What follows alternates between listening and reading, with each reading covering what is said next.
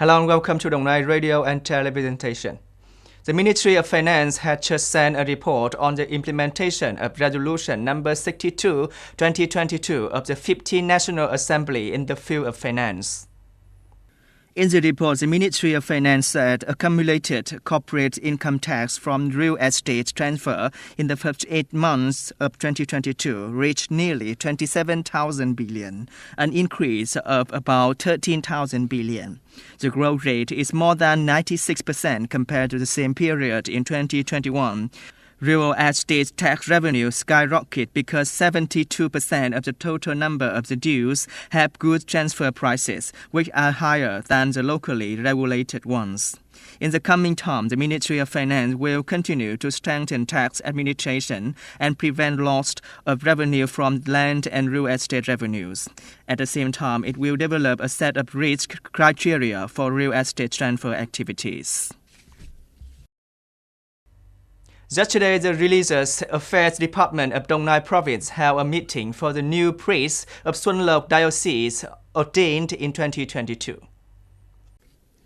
At the meeting, leaders of Provincial Committee of Religious Affairs informed the new priests of the outstanding results of the economic development, cultural society, defense security, and overview some new points of the law on belief and religion. Currently, Đồng Nai Province had 42 organizations of 11 different religions operating with nearly 2,300,000 followers, accounting for about 70% of the province's population. Over 10,000 dignitaries, monks, nearly 1,800 religious worship facilities, and over 620 faith establishments. In the first 9 months of 2022, religions continue to coordinate well with the government to take care of the people's lives, mobilize followers to participate in patriotic movements, and handle violations related to the religion. Yesterday morning, the delegation of the health program under the United States Agency for International Development, USAID, visited and worked in Đồng Nai on the HIV and AIDS prevention program. According to the Center for Disease Control of Đồng Nai Province, the number of people infected with HIV in Đồng Nai so far is more than 5,900 people, of which the number of people on ARV is more than 5,100 people. At the meeting, Mr. Randolph Augustin, new director of health programs of USAID, expressed his concern about the proportion of people living with HIV who are from other provinces and the treatment with health insurance for this group. At the same time, he wants Đồng Nai to continue to expand the participation of the private sector in HIV/AIDS prevention program. Mr. Nguyễn Hiếu Tài, Deputy Director of Đồng Nai Department of Health, said that in the past time, with the support of USAID, Đồng Nai had achieved many results in HIV and AIDS prevention and control. Đồng Nai commits to strive to achieve the goal of ending the AIDS epidemic by 2030, as set by the government of Vietnam.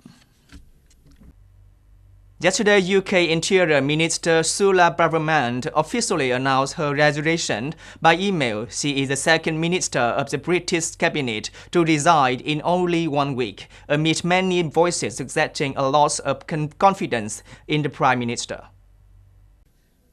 Ms. Braverman submitted her resignation after arguing whether sending an official document from a private email violated the government rules. I made a mistake. I accept responsibility. I resign, she wrote in a letter to Prime Minister Liz Truss. She added that we are going through a difficult time. I am concerned about the direction of this government. Not only have we broken the promises we made to our voters, but I am concerned about this government's commitment to its citizens, such as reducing migration. Former Minister Traffic Ran Sharps has been appointed to replace her. Officials in Kherson, the territory just annexed to Russia, said they have been evacuating people from the capital to the left bank of the Dnipro River ahead of an unexpected attack by Ukrainian forces. The head of Kherson, Boris Sardou, said yesterday on Russian state TV, the whole administration has moved today. About 40% of civilians will move away from potential conflict areas as a precautionary measure. However, he said Moscow's forces would continue to fight. According to the announcement, people from 4 communities near the Dnipro River will be evacuated, citing that Ukrainian shelling could damage a nearby dam. According to Russian state news agency TASS, between 50,000 and 60,000 people will be displaced. Nikolai Patrushev, Secretary of Russia's National Security Council, said that about 5 million people from the 4 regions newly annexed by Russia have come to Russia.